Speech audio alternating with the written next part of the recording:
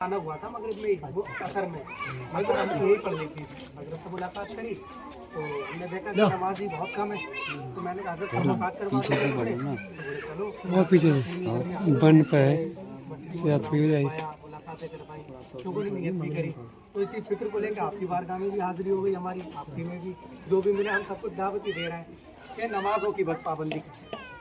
यही हजरत ने भी बस नमाजों का ही करना है और नमाजी हमने बढ़ाना है, क्योंकि जब नमाजी बढ़ेंगे तो ये समझे फिर बस्ती में जो हम इनकलाब चाह रहे हैं तो हमारी तरबियत कैसी है, हम किस तरीके की तरबियत कर रहे हैं। देखो नमाज के बारे में आया कि बेहयाई बुरी बातों से रोकती है। जब बच्चा नमाज पढ़ेगा तो बुरी बातों से बचेगा, बेहयाइयों से बचेगा, आपकी तरफ वो रुजू करेगा, आपको फिर अहमियत देगा, फिर आपका कहना मानेगा। तो लिहाजा हमें खुद भी नमाज पढ़नी है और आप बच्चों को भी पढ़वानी है, लोगों को दावत भी देना है।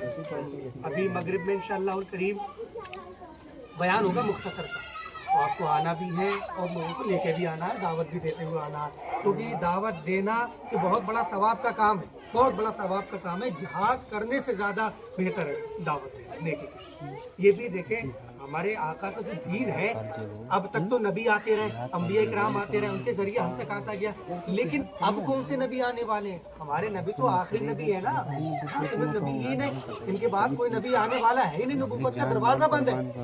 तो हजरत अब नेकी की दावत कौन आम करेगा? तो ये बेहतरीन जिम्मा, ये अजीम काम ये हमारे आप कर लिया, ये तुम्हारे ऊपर ही है। अब लोगों को तक रिश्ते कब्र के अंदर उसकी मार लगा, असर की कज़ा करता है, ज़ोहर की कज़ा करता है तो ज़ोहर से असर तक, असर से मगरिब तक, मगरिब से इशा तक, इसी तरह फजर तक। अब आप बताओ और फरिश्तों की मार कैसी होती है? तो हमें अगर अज़ाब कब्र से बचना है, तमाम चीज़ों से बचना है, कारोबार में बरकत चाह रहे हैं तो नमाज पढ़ें, नमाजों को हम ना छोड़ें।